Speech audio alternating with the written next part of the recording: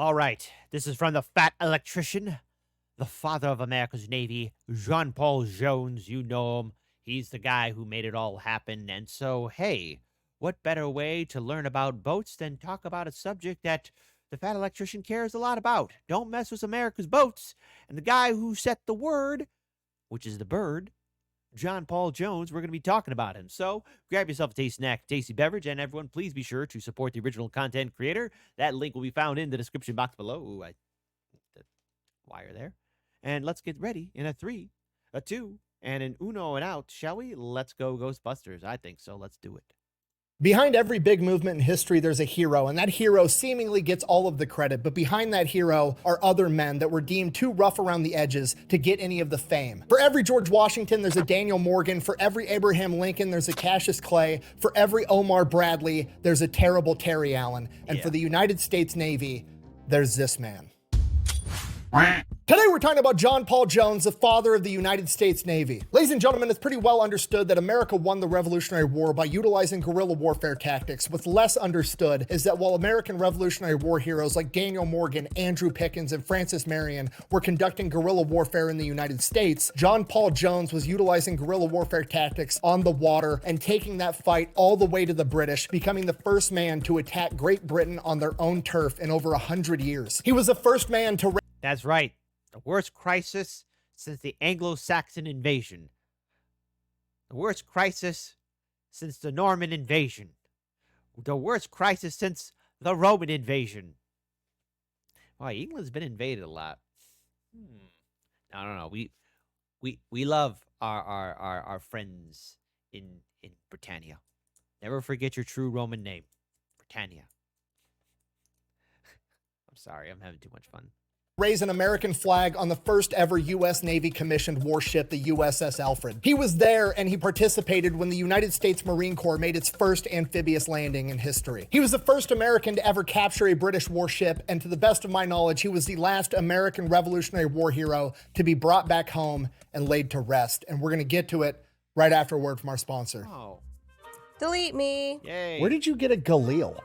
IWI sent it to me. You look like you're going to go play the world's most aggressive game of Little House on the Prairie. Yes. Maybe I am. Wait, can I come with?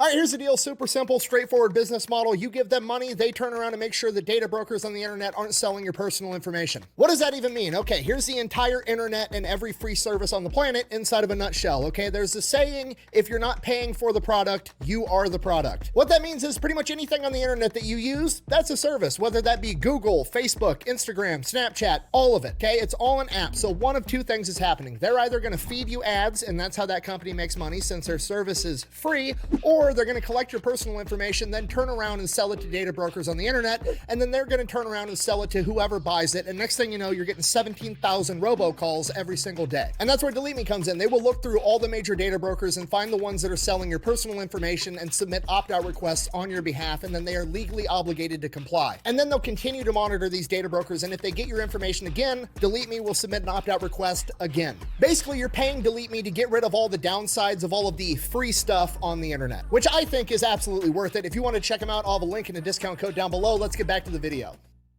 Just want to pause here real quick. Look, not sponsored by Delete Me or anything, but I've used it. It protects me, and protect yourselves on the internet, folks. You know, there's a lot of snakes, a lot of bad people out there. There's a lot of villains, people who are not good. So protect yourselves, okay? At all times, as you should.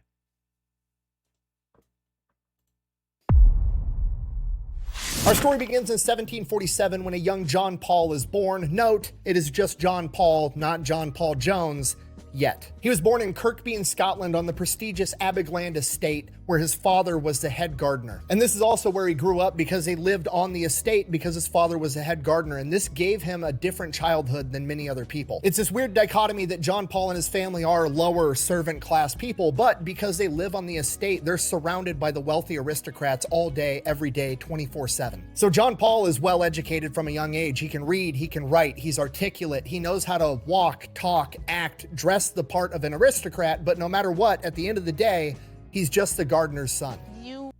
Oof. It's okay, buddy. It's all right. It's all right. It's okay. You can rise above your station. Won't I should treat them like white folks? No. What's the name of that Peckerwood boy from town that works with the glass? Oh, you mean Jerry? That's the boy's name, Jerry. You just treat him Okay, hold on. We actually have a new power here. like you would Jerry. John sees and feels this treatment his entire childhood, and it doesn't take long for him to catch on that he's never not going to be the gardener's son. So he has to come up with a way. And the easiest way to go about that is for him. Sorry, we have a new keyboard here and everything. So there you go. Sorry about that. For him to catch on that he's never not going to be the gardener's son. So he has to come up with a way to change his stars, so to speak. And the easiest way to go about that is for him to pursue a career in the Navy and become a captain of a ship. And captains back then, referred to as masters, are almost always part of the aristocratic, wealthy society. So that's what he wants to do. He becomes an apprentice on a merchant marine vessel at the age of 13 years old. For the next 4 years, between the ages of 13 and 17, he apprentices on a ship called the Friendship, learning anything and everything he can about how to be a good sailor. Then after 4 years, the Friendship ends up getting sold, and 17-year-old John Paul is out of a job and unemployed. So he takes the first job that he can get. That sucks. Hey, it is what it is, though. Which unfortunately is working on a slave ship in the transatlantic slave trade. He does that for several years and he hates it the entire time. He finds the slave trade to be absolutely disgusting, later in his own writings describing it as an abominable trade. Which, while obviously true, it's also worth mentioning that these were pretty progressive views to have in the 1700s, especially for a simple gardener's son. Regardless, John Paul had those opinions, and for that reason, he quits. And when he quit, Well, I didn't know that about John Paul, but very progressive for the time. Very open-minded at the time, and you know what? I mean, I would like to see more of his writings and his thoughts on that. Just to see his overall opinions of what he was part of. I mean, history's very brutal, folks. That's what we learn here at Americans Learn all the time, every time.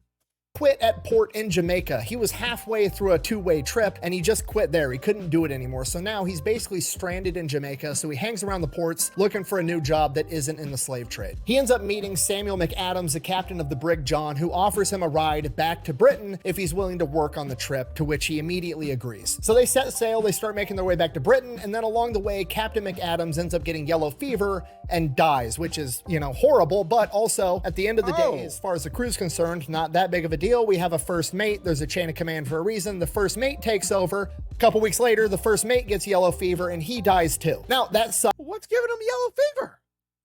Also, however, there's probably a third guy in the chain of command that's now going to take over. But there isn't. You see, at this point in time, being able to navigate on the ocean was kind of like protected tradecraft. They didn't want everybody on a ship knowing how to navigate the ocean. So usually it was just the captain and the first mate that actually knew how to do it, and everybody else was just kind of following orders. That's a dumb way to run things. Hey, so we lost the two guys who knew how to navigate. Was anyone just paying attention or listening in? Nah, they'd usually beat us. Okay, anybody at least try and pay attention? No? Well, gentlemen, it's either we form a new society here, revolt to cannibalism, or we figure out how to get home. So now the two dudes that had the skill to navigate their way back home are both dead, and nobody knows what the fuck they're doing, and they're basically stranded out at sea. But luckily, the 20-year-old kid they picked up in Jamaica had been studying to be the best sailor that he could for the past 7 years, and he actually knew how to navigate the ocean. He takes command of the ship, brings it all the way back to Britain, no problem. The owner of the brig John finds out what happened. He hears about this 20-year-old hotshot they picked up in Jamaica that was able to navigate his ship from being lost at sea, and he figures, fuck it, I'm just gonna make this kid the captain, and that's exactly what he does. John Paul is now master of the ship. He has changed his stars. He should be in the aristocratic class now. But the brig John is a really small ship. He needs to keep working as a captain and work his way up so he's a captain of a much larger vessel, and that'll cement his role as a gentleman. An honorable gentleman. So that's what he does. For the next 3 years, he just continues being the captain of the Brig John, making voyages across the Atlantic and back. And it's kind of a struggle the entire time because a lot of the men under his command are older, more experienced sailors, and they don't think they should have to be taking orders from some 20 to 23-year-old kid that was the son of a gardener. Despite that difficulty, it never really becomes a huge issue until 1770, when one of his crew members by the name of Mungo Maxwell decided that he's from a wealthy Scottish family and there's no way in hell he's taking orders from the son of a gardener that's Dude, there's always that one guy younger than him. He tries to get some of the crew to join with him to stir up a mutiny. They're going to throw John Paul overboard. He's going to take over the ship. John Paul finds out about this. He orders him to be flogged with 12 lashes from the cat of nine tails, which seems extreme, but at this point in time, it was completely standard practice. Mungo Maxwell learned his lesson. He just sits down and shuts the fuck up for the rest of the trip. They make their way over to the West Indies. They port. He says, fuck you, I quit. He leaves. John Paul's like, okay, whatever. Drops off his cargo, picks up his other batch of cargo. He heads back to Britain.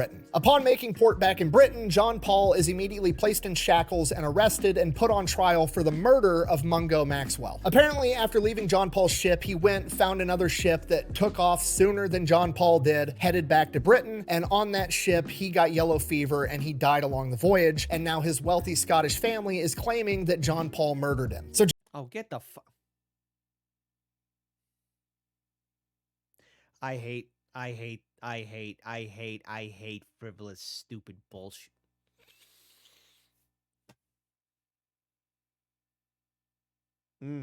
John Paul has to post bail, get permission from the court to travel back to the West Indies, get documentation from the port authorities saying that Mungo Maxwell was there, he was alive, and John Paul didn't kill him. He gets that documentation. Then he has to find out the other ship that he took back to Britain, track down that captain, and get documents from that captain saying, yeah, he was on my ship, he got yellow fever, he died. He gets all those documentations, goes back to the court. His name is legally cleared, but this whole process takes like 6 months, and his Jesus!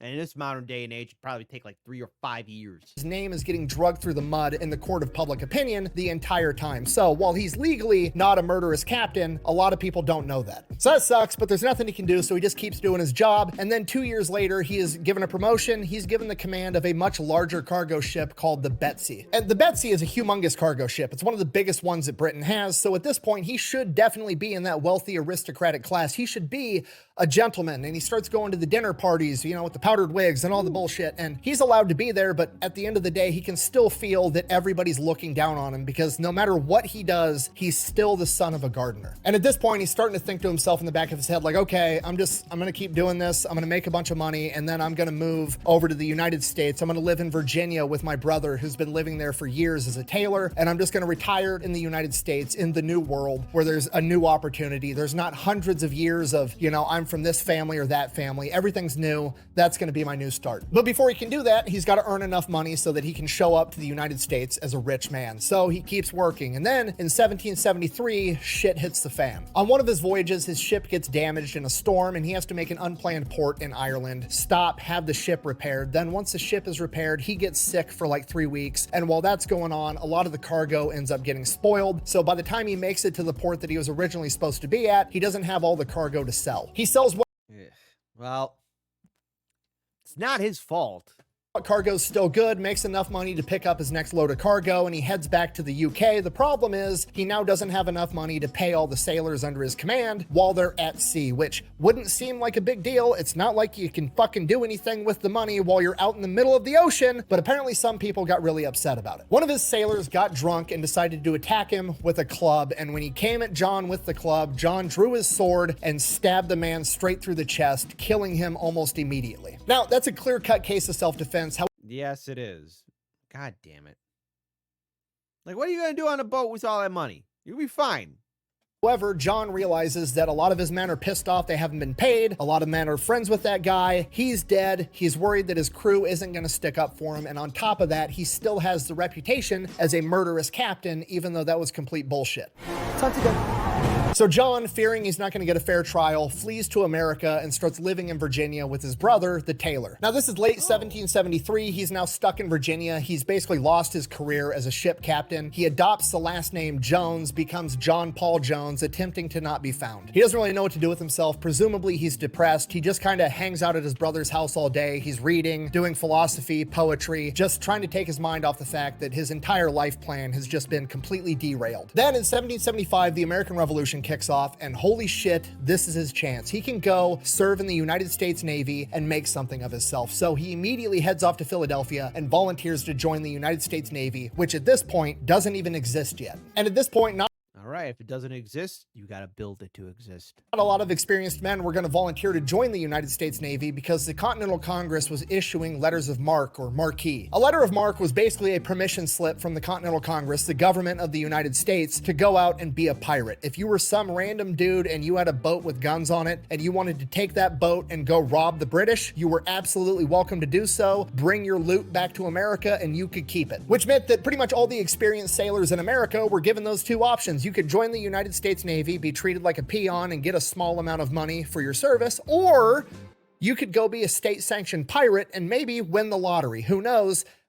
I like that. Be a pirate. Arr. Most people are taking that second option, but not John Paul Jones. So John Paul Jones gets commissioned as a lieutenant right out of the gate, and he is serving under Captain Essex Hopkins, the man that's in charge of the entire United States Navy at this point, aboard the USS Alfred, the United States Navy's first ever commissioned warship. And while serving there, John Paul Jones is the first man to ever raise the Grand Union flag aboard the USS Alfred. If you don't know, the Grand Union flag is essentially, in my opinion, the first American flag. It still has the British flag in the upper left-hand corner, where today we have 50 stars, but It has the stripes for the 13 colonies. And the message was clear. This was 1775. America hadn't declared its independence yet, but there was a rebellion going on. So the meaning behind that flag was, hey, we're united, we're armed, we're ready to fight, but we're still willing to reconcile if you agree to start treating us appropriately. And that's why they left the British flag in the upper corner. That didn't last for very long. No, it didn't. America. America. America.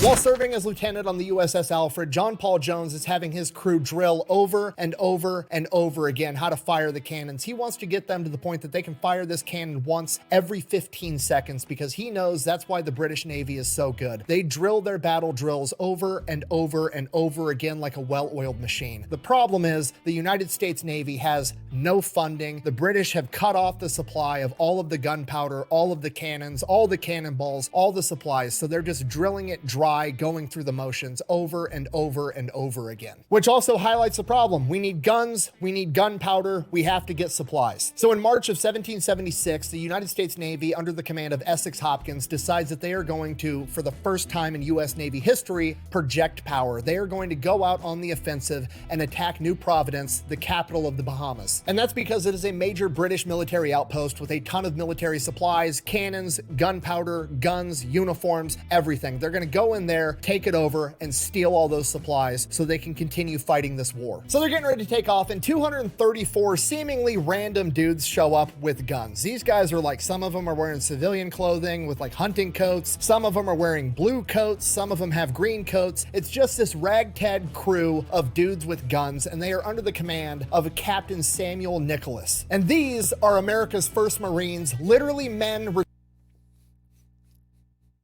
You know what the rules are. M-A-R-I-N-E-S. That's the way you spell success. Recruited out of a bar, Ton Tavern, a few months prior, and they're coming too. The Marine Corps just got founded. They don't even have official uniforms yet, but they're already showing. Hey, listen. Whoa, whoa, whoa. Uniforms? That will make it up as you go along. We just show up as you is, as you should be, after all. Because here's the thing. Tradition. Because I believe in tradition here. Marine Corps, baby. Never back down. All right. Enough of that. Ask me if I'm sweeping. Hey, Kit, you sweeping the deck? I'm sweeping the deck, but I ain't touching that poop deck. That's on you, Bobby. Who's Bobby? Going up to fight. I have come here Hold on. New tactic. to chew bubblegum and kick ass. and I'm all out of bubblegum. So they make their way down to the Bahamas, and once they get to the port where the actual military base is, it becomes very obvious that the British Yes, we have a watermark. I have power now. I'm going crazy.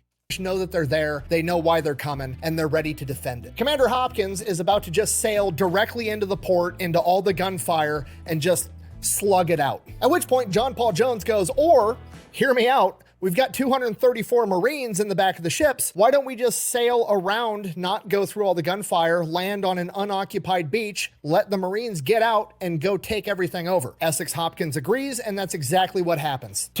And you send those Marines in, and they handled it like gentlemen. They didn't destroy anything.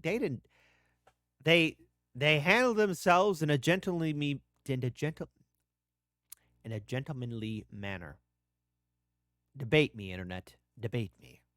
134 Marines and 50 sailors make their amphibious landing on the beach. They then immediately go, they capture the city of Nassau and the British Fort Montague all in one fell swoop. They captured 88 cannons, 15 mortars, 68 barrels of gunpowder, a bunch of guns, a bunch of other military supplies, and they took the British governor, Montfort Brown, as their prisoner. And Montfort Brown would later complain that the Marines and the Navy men drank all of his booze out of the governor's palace. No, they didn't. Yeah, and I'm a chief witness. What did they do? They didn't do any proof, evidence. Pfft. Sounds like a frivolous case to me. Officially cementing the American military tradition of win, get hammered, repeat. Oh, damn it. Gotta be careful. From here, they make their way back to America. John Paul Jones is promoted to captain, and he is given control of the USS Providence, a 12-gun sloop. The only problem is the British Navy has put up a blockade, essentially trying to force the American ships to stay inside the harbor. That way, we can't interrupt their supply lines. John Paul Jones doesn't really give a fuck. He waits for one night when it's dark, it's foggy, slips through the blockade, and then just starts fucking shit up with what amounts to guerrilla warfare tactics on the water. John Paul Jones and the crew of the Providence proceed to go out and start capturing British merchant vessels left and right. They have multiple run-ins with British warships that try to stop him, but they're never able to quite pull it off. The HMS Solo Bay gets clever, and they try to raise the Grand Union flag, signaling to John Paul Jones that they're actually an ally, at which point John Paul's not buying it, but he pretends like he does. So he lowers his sails, basically sending the signal like, go ahead and approach and we'll have a conversation. And as the ship gets close, they veer off, and they're actually trying to set up a full broadside run. But at the perfect moment, he raises the sails and speeds away, and now they're headed the opposite direction, and they're not going to be able to get turned back around in time to catch him. Hold on. Thank you, Commodore, for getting us ready to make way. On another occasion, the HMS Millstone chases him for 8 hours straight, shooting cannons at him the entire time, and they miss every single one of them. And on the 8th hour, right as it becomes apparent they're not going to be able to catch him and he is going to get away, he orders one of his Marines to fire a single musket shot to compliment the captain of the HMS Milestone on his beautiful marksmanship. Oh, nice shooting, Tex. There you go. You got him, Egon. They then proceed to go and capture even more British merchant vessels. They capture 16 in total. Then John Paul Jones realizes that the British military is eating an awful lot of fish for food, and all that fish is coming from a bunch of fishing villages in Nova Scotia, and he's about to put an end to that shit. So the USS Providence rolls up, All right, Canada. We love you. We didn't mean to hit Nova Scotia that hard.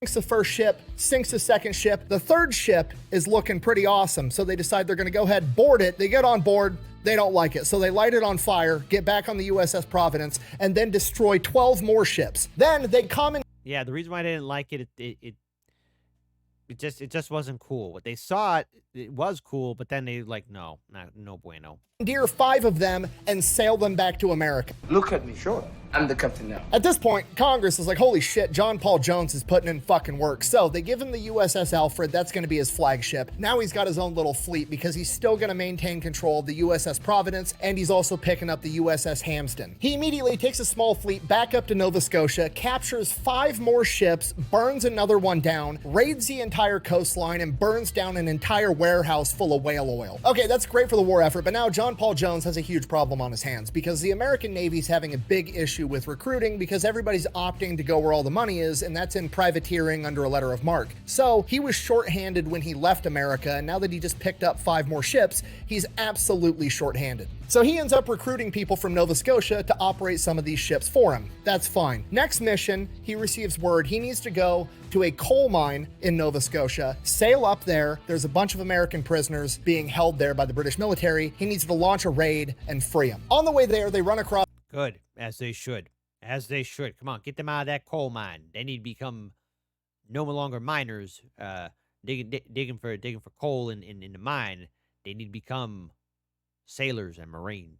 It's a massive British transport ship called the Malesh. So he pulls right up with his Marines, boards the ship, takes it over. On board, there is 10,000 winter uniforms for the British. Commandeers the entire vessel, continues towards the objective. By this point, the USS Providence is in rough shape, and so is its crew. Everybody's overworked. The Providence is leaking. They want to turn back, but John Paul Jones is like, no, we got to keep moving forward. Just keep it together. We're going to get through this. He gives a speech. He feels like he improved morale. Apparently he didn't, because the USS Providence basically has mutiny. They turn the ship around in the middle of the night and they flee. That sucks, but he still has the Alfred, still has the Hampton, and he's got all the other fishing vessels and that transport that he captured. He continues on his way to Sydney, Nova Scotia. Cowards. Come on, man. Why would you do that?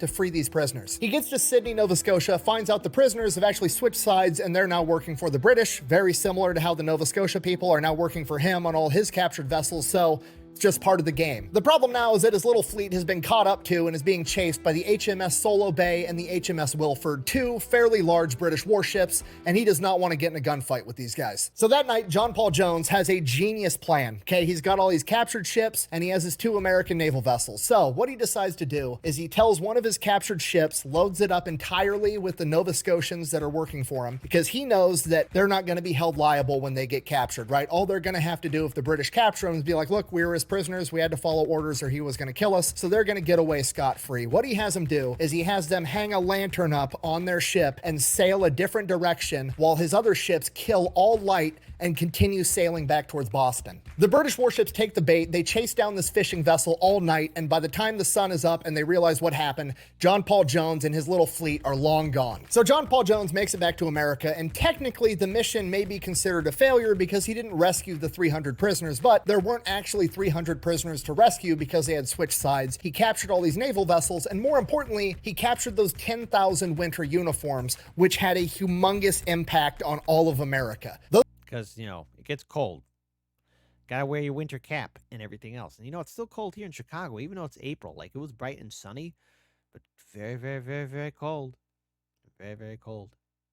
Those 10,000 winter uniforms were then worn by the American forces at Valley Forge during winter and kept them from freezing to death, and they are the exact same uniforms that Americans wore when they crossed the Delaware River on Christmas. Now at this point, John Paul Jones is kicking ass, right? He's doing more for the war effort on the naval front than literally anyone else in the entire US Navy, and in his mind, he's thinking, they're gonna make me the first admiral in American history. This is gonna be fucking awesome. He gets back to Boston, he finds out not only is he not going to be made an admiral, he's actually getting demoted. Apparently, in John Paul Jones' absence, aka while he...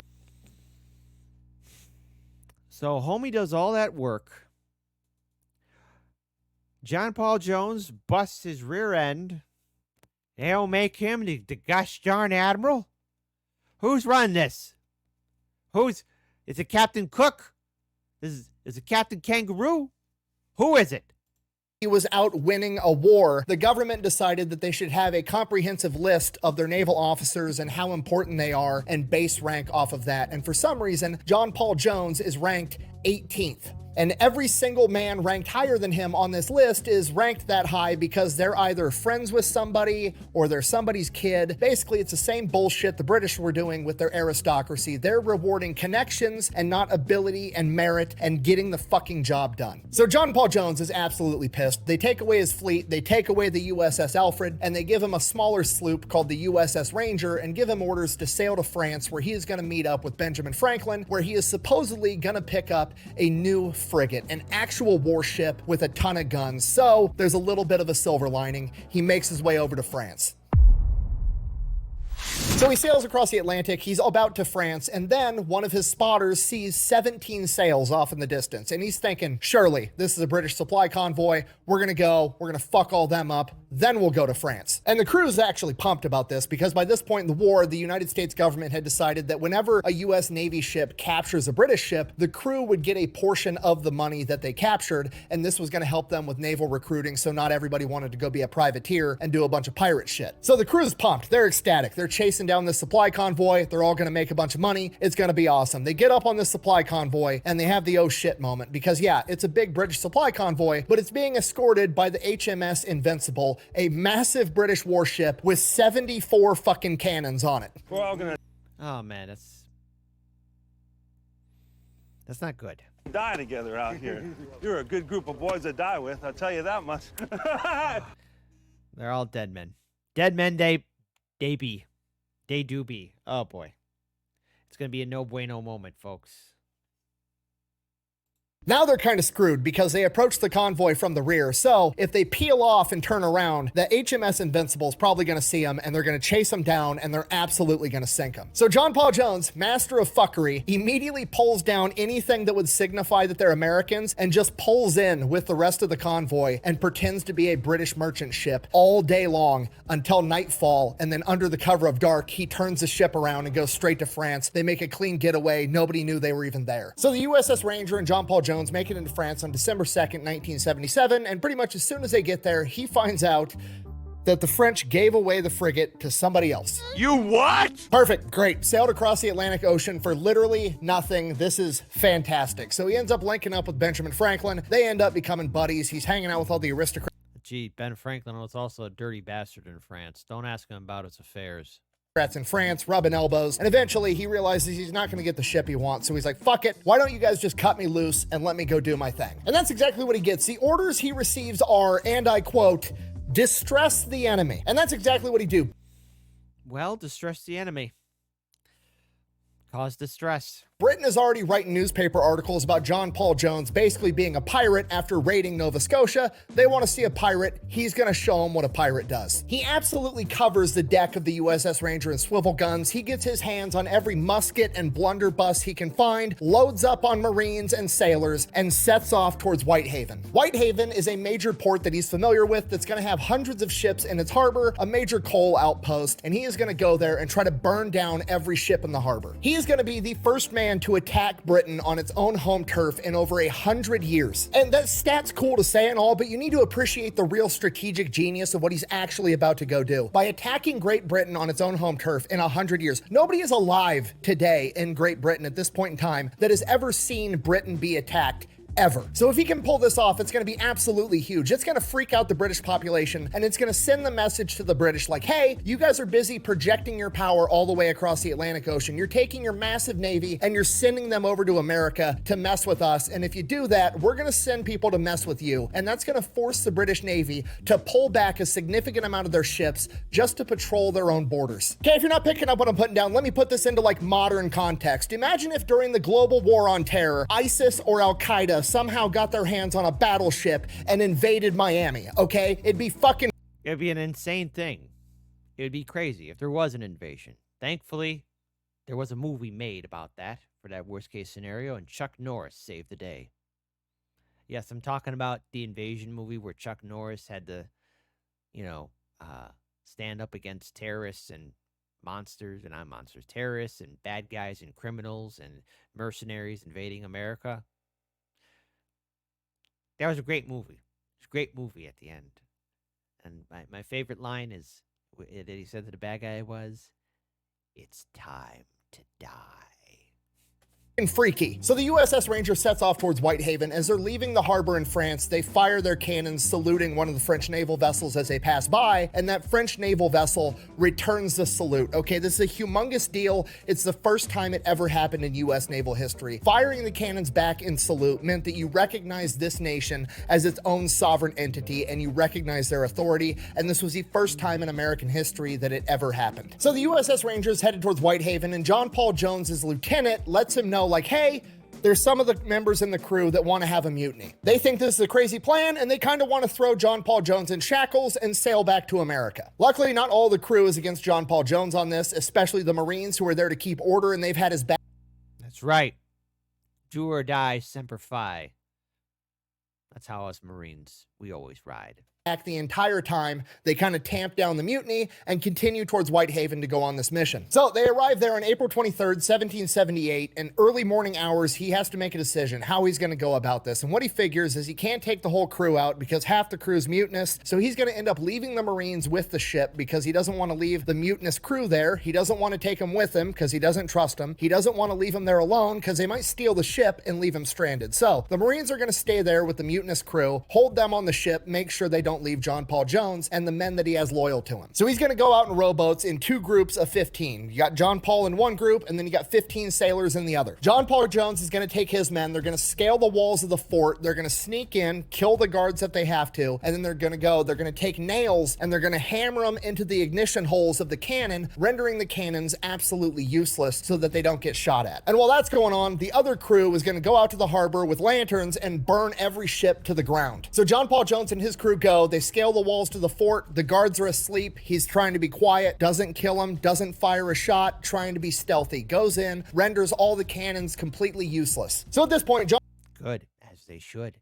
Take him out quietly, but kindly. John Paul Jones is thinking, okay, good, that's taken care of. Now he's going to go out in the harbor and help the rest of his men burn 100 ships down. He looks out into the harbor. There is a distinct lack of shit on fire. So he goes out there. He's looking for his men. He's like, what the fuck is going on? And then he starts hearing alarms going off. The people in the town are waking up. They realize they're being invaded and they're setting off alarms. He finally finds his other group of men and half of them are drunk. And he's like,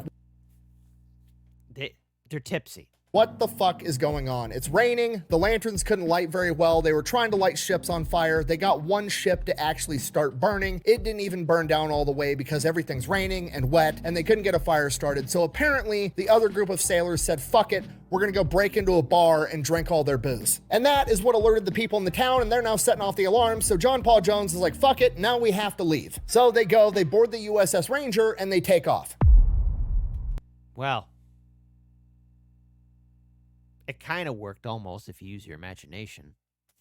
So they make their clean getaway. At this point, John Paul Jones is like, all right, not exactly what I have in mind, but we're doing pirate shit. What should we do next? We're in Whitehaven. That's really close to St. Mary's Isle. St. Mary's Isle is where the Earl of Selkirk lives. We're going to be able to make it there in a couple hours. So we're going to go there. We're going to kidnap the Earl of Selkirk, and then we're going to trade him for a bunch of American prisoners. And that's going to send a message that we're actually targeting British nobility now. So they get in, they break into the Earl's estate. He's not home, but Lady Selkirk is. Now, at this point, his crew is like, let's plunder and steal absolutely everything so we can all sell it and get a big payday. And John Paul Jones is like, no, we're not going to do that. What we're going to do is we're going to steal one thing. We're going to steal their silver plate, you know, like the silver dining dish for like a tea set. We're going to steal that and only that, and then we're going to leave. Okay, this is perfect. It's the perfect plan. And here's why. Because by stealing the silver plate, it just ruins the entire tea set, which is... Good. Take that. Enjoy tea. Without that silver plate.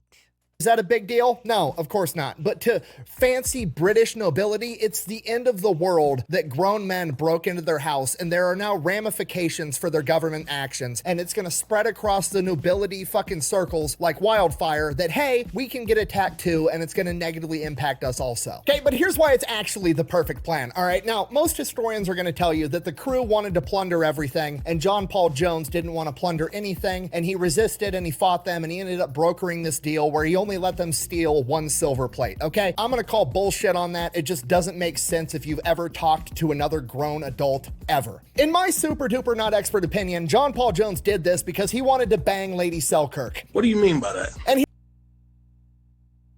I mean, I don't know, maybe. hear me out, because by stealing the one silver plate, he's pulled off the old, I left my hoodie at your house trick, and now I have an excuse to come back later. And I know this because after they boarded their ship and left, he wrote Lady Selkirk a letter where he sincerely apologized, and it wasn't his idea, and he was gonna buy the plate back from his crew and deliver it to her himself. That does. Hey, that's what you call sliding in the DMs back in the day. It is what it is. Doesn't prove that he wanted to sleep with her. If anything, it proves my point that he wanted to be a gentleman and do the right thing. But maybe if it wasn't for the fact that he made duplicates of that letter and sent copies of it to his homie back in France, Benjamin Franklin. Okay? And old Benji was a dirty bastard. Real dirty bastard. That's really significant for two reasons. One, this is a 1700s equivalent of taking screenshots of you spitting game and sending it to your friends. And two, he sent it to Benjamin Franklin, the most notorious womanizer out of any other founding father ever. You know I invented electricity. I'm sensing a little electricity right here. Didn't No. Ben Franklin have syphilis? Yes, Yes, he did. And you are just like Ben Franklin, aren't you? but I don't. Okay, this is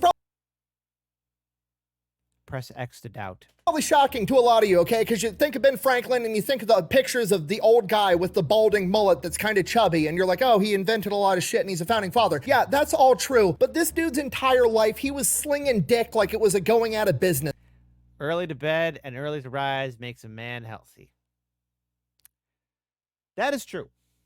Sale. Benjamin Franklin literally invented the odometer, okay? They didn't have cars back then. What the fuck you tracking mileage for? He didn't do it so he could figure out how many miles he had left on his Prius. He did it so he could keep track of how many miles of pipe he laid. Okay, there is Oh, Benji, you dirty bastard.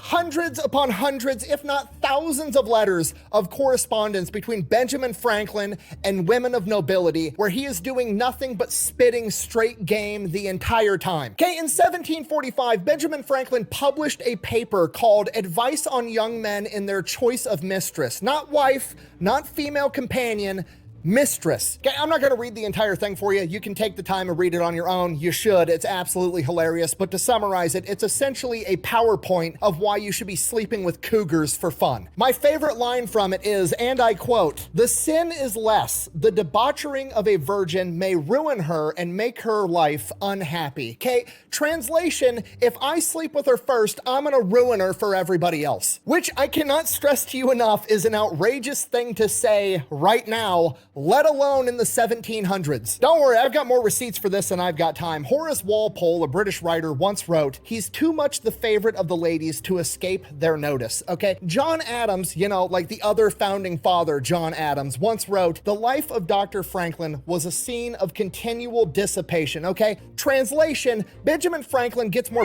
pussy than an animal shelter. Jeez, Benji. Him and John Paul must have been sharing notes. In his own autobiography, Ben Franklin said, and I quote, "I frequent intimacies with low women." Okay, if you're not picking up what I put down, I'm trying to tell you that John Paul Jones didn't just send a letter to his friend, okay? He submitted his homework to get graded by the master. You have been well trained, my young apprentice.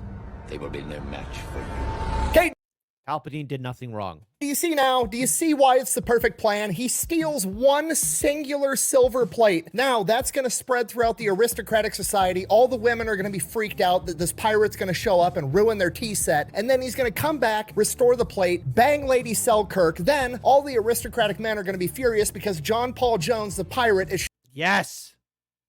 Yes. That's exactly how he looks like now. Forget any other historical image. Yes. Whoever did that for propaganda, that's perfect. Perfect. You act like it's supposed to insult me? I don't think so. Very Warhammer 40K like, too, in a way. showing up, stealing tea sets, and banging their wives. It's the ultimate form of psychological warfare. So the USS Ranger set sail, they leave the Selkirk estate, and at this point, it's literally only been a day. All of the events that we just covered, Whitehaven and the Selkirk estate, was just April 23rd. It is now April 24th, and John Paul Jones could probably head back to France and be a hero because he's just conducted a major psychological warfare operation. But you know what'd be even funnier? Since there's probably now a bunch of British military vessels in the area, it'd be pretty cool if he strategically transferred one to his possession. He's gonna go steal a British warship and be the first man to ever do it. So he starts making his way back towards Whitehaven, looking for British military vessels. He comes across some fishing ships, gets up close, talks with the people on the fishing ships, and is like, hey, have you seen any British warships around? They give him intel. They haven't seen any over towards Whitehaven, but right across the channel, about 70 miles away, there is a British warship over near Belfast. Perfect. John Paul perfect indeed. Jones disguises the USS Ranger as a merchant vessel and then puts on a British uniform. He then proceeds to sail really close to the HMS Drake, pretending to be a British merchant vessel in distress, so the HMS Drake goes out to investigate. The HMS Drake sends over a boarding party to see what's wrong. He politely greets them, lets them get up on the deck, at which point he says, and I quote, "You're my prisoner, sir, and I'm John Paul Jones." Ah, you gotcha. Gotcha. Hold on. They then raise the American flag, which essentially forces the HMS Drake to engage them in open water. Now here's the tricky part. John Paul Jones doesn't just want to sink the HMS Drake, he wants to capture it and tow it back to France. Luckily, he's got Marines and he knows how to use them, so they start dancing around the HMS Drake and he gives the order to his Marines to use their muskets and start picking off every officer and every man above deck. After an hour of combat, John Paul Jones's men have sustained 6 casualties and the British 42, including all of their senior leadership, at which point the HMS Drake is forced to surrender. John Paul Jones is now the first American to capture a British warship. But what Can you imagine that? 6 guys dead, and the other side, 42. Oh my God.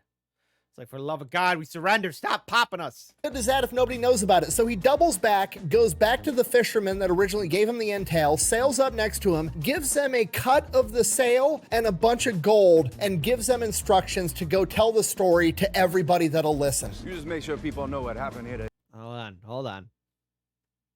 He then sails back to France, and he is a fucking hero, and it is a massive party. He ends up getting gifted a French officer's sword and hanging out with a bunch of French women with his buddy, Benjamin Franklin. The American and British newspapers are talking about how he's the first American to capture a British warship. He launched a raid on Whitehaven. He's the first man to attack Great Britain in over 100 years, and he invaded the Selkirk estate and only took a single plate, proving that he was a gentleman, sending the message that he could have done a lot more if he wanted to. In contrast, the British newspapers are freaking out, calling him a barbaric pirate that has the audacity to attack nobility. After the parties and the celebration dies down, the political bullshit sets in. John Paul Jones is like, okay, I've proved myself. Give me a better ship and then give me some more ships to support me. Let me take an entire fleet out and go do this. I'll wreak havoc everywhere. But for some reason, the government just isn't doing anything. They won't give him a fleet. They keep offering him like bullshit tiny ship after bullshit tiny ship. He's writing letters of protest to everybody that'll listen, and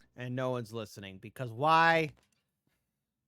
Even if it's a revolutionary war, government bureaucracy was the poison that still strangles our fair republic.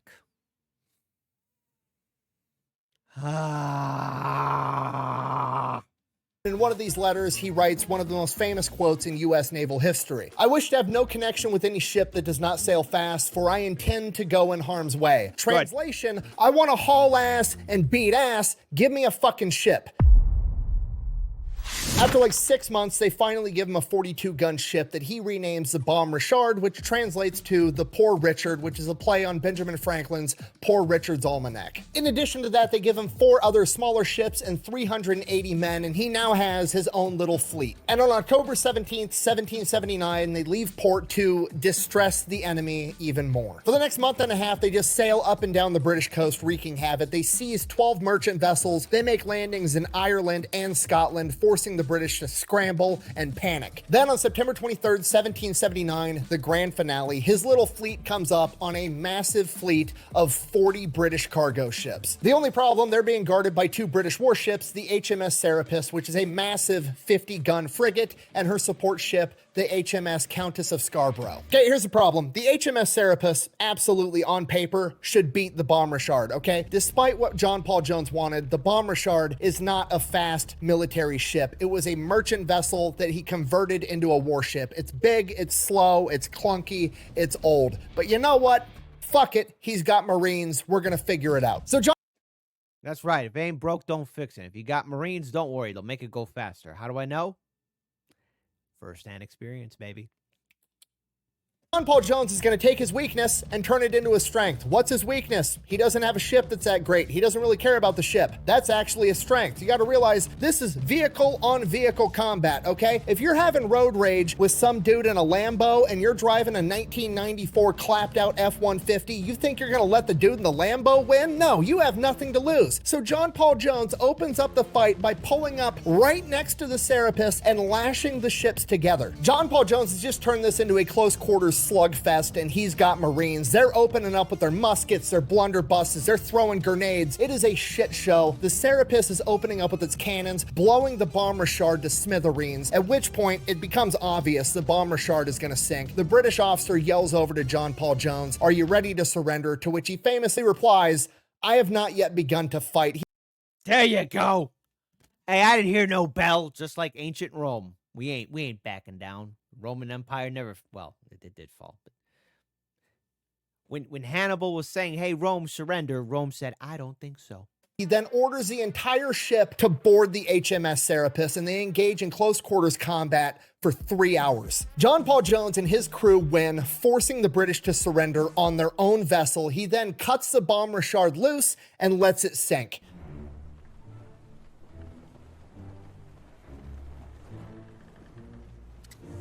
And while all that was going on, the other British support ship was being engaged by the other ships in his fleet, and they surrendered too. They then spend the next 10 days evading the British Navy and get their ships into a Dutch harbor. Now, there's a huge problem. When the bomber shard went down, it took the American flag with it, and he's not about to fly the British flag on the ship that he just took from the British. So essentially, he has no flag on either of these ships. Okay, to us, this doesn't seem like a big deal. Back then, humongous fucking deal, because if any warship sails into a harbor not flying a recognized flag, they're immediately considered a pirate. And the British have already been saying that John Paul Jones is a pirate, and harboring a pirate is illegal, and it would justify the British going to war with the Dutch if they're harboring a fugitive, which is exactly what John Paul Jones looks like right now. So this is a diplomatic emergency, and the Dutch are in a tough spot. They don't want to go to war with America or England, and those are pretty much the only two possibilities if they weigh in, so they just kind of stall as long as they can. While that's going on, the Americans are scrambling to have a new American flag made, and they just kind of have to go off like a loose description. There's like 13 stripes, red, white, and blue, and there's like a field of stars in blue. And what the seamstress or flag maker comes up with,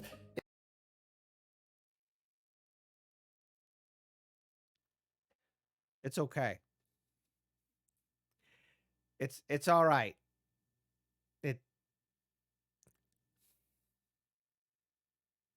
An A- for effort. is the Serapis flag. And they're like, fuck it, that's close enough. Fly the colors. Diplomatic emergency solved. And from here, everything goes to shit. John Paul Jones is ordered to turn over the Serapis to the French because technically they're the ones that gave him the bomber shard and financed the entire endeavor. So that's their ship now, and he is then sent back to America. Once he gets back to America, he is given a golden medal by Congress, which is the equivalent to a Medal of Honor back in this point in time, similar to the one that Daniel Morgan was given because the Medal of Honor didn't exist yet. He is then pretty much stuck behind a desk on administrative duty because the United States Continental Congress doesn't think that they actually need to have a strong naval presence once the war is over, and the war is winding down, and it's looking like America. Who's some bureaucrat? It's some bureaucrat. It's some bureaucrat. It's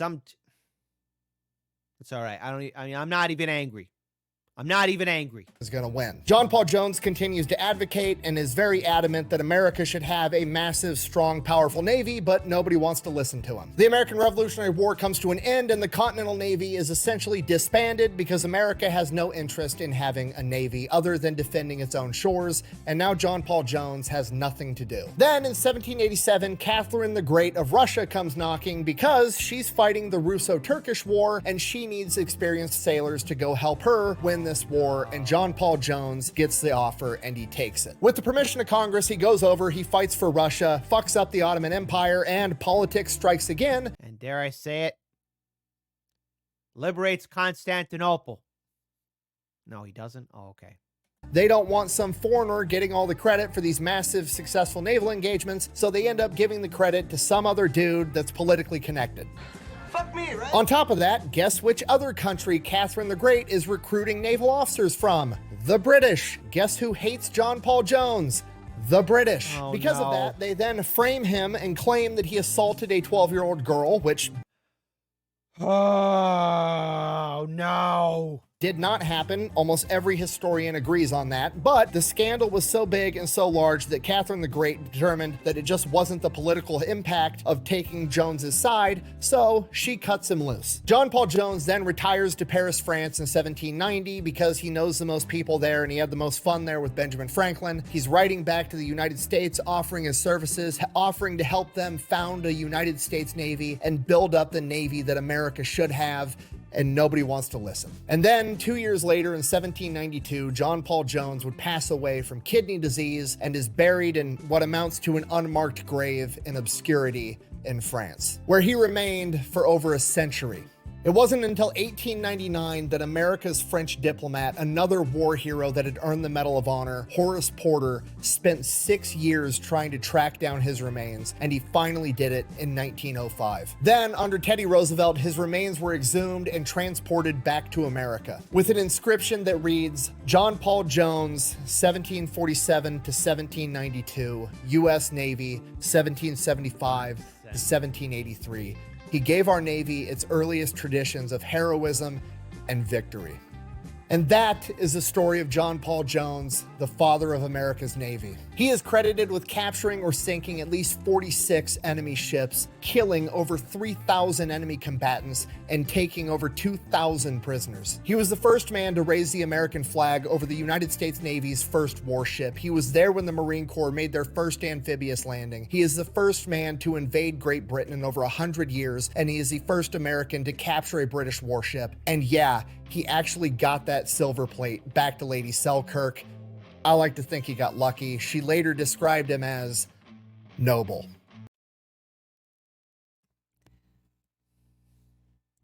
That's what she probably named his wang bone. I'm willing to bet. I'm just saying. So in conclusion, that's John Paul Jones, and it's a name you should remember. Thanks for watching. Best way to support the channel is go buy some merch over at thefatelectrician.com. Quack bang. Out! Just when I think I hate politicians enough, they prove me wrong. No matter what century or decade, you'll hate them. All right. So what have we learned here? First of all, politics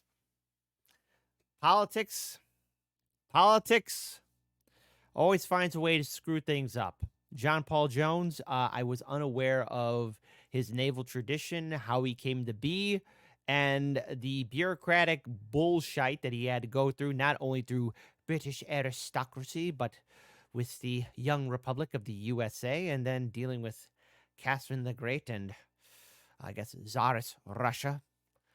But, wow, talk about an adventure, a life worth living, and dealing and overcoming trials and tribulations and making a name for himself. It's a shame that it didn't go all too well for him, especially at the end of his life, but he finally came back home to the USA. I do have to wonder, though, was it in his will to go back to the USA and get buried there, or ever return back to the country? I mean, I would like to have seen some of his later writings, but as always, the Fat Electrician delivers 10 out of 10. If you made it all the way to the end, please support the original content creator. It's the right thing to do. It's the one thing to do. Drink water, take good care of yourselves and each other, and more importantly, try and make the world a better place, as you should. I'm trying to. And this whole month, I want to just thank everyone for your kind words if you made it this far. I've been dealing with a lot of emotional and other kind of trauma, and I just want to thank everyone for supporting this channel and just being kind. And it is such a privilege to be, part of this community, and I really love it. So 10 out of 10, keep on sweeping, keep on pushing forward. There's always brighter days ahead, and bad times do leave. My grandpa once said, everything comes in bunches, the bad and the good. You just got to take it. So, much love, peace, and really make the world a better place.